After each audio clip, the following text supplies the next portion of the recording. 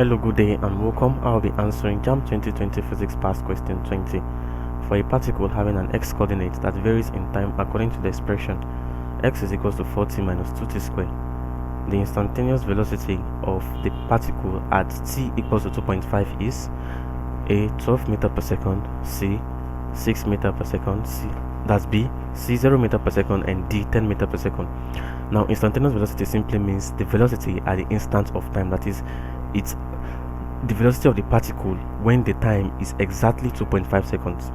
Now we're given that the expression is given as x is equals to 4t minus 2t squared.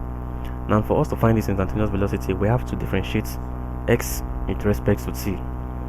Now that is the x dt. Now differentiating x in respect to t, that will give us, for 4t we are going to have 4, because like when you have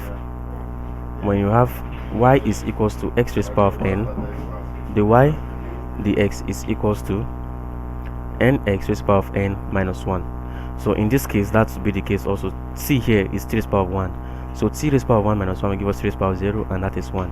So we're having 4 minus, now t raised to the power of 2 minus 1 will give us t raised to the power of 1, which is t, then 2 times 2 will give us 4.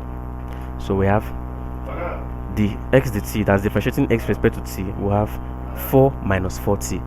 So we have 4 minus 4t. Now that is equals to, now t is equals to 2.5 seconds. So that will be 4 minus 4 multiplied by 2.5, and that is equals to 4 minus 10, and that will give us minus 6 meter per second. So the answer to this question is 6 meter per second, because this negative sign here is negligible.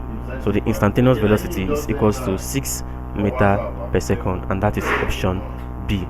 Thank you, and you should subscribe to the channel for more videos and past questions.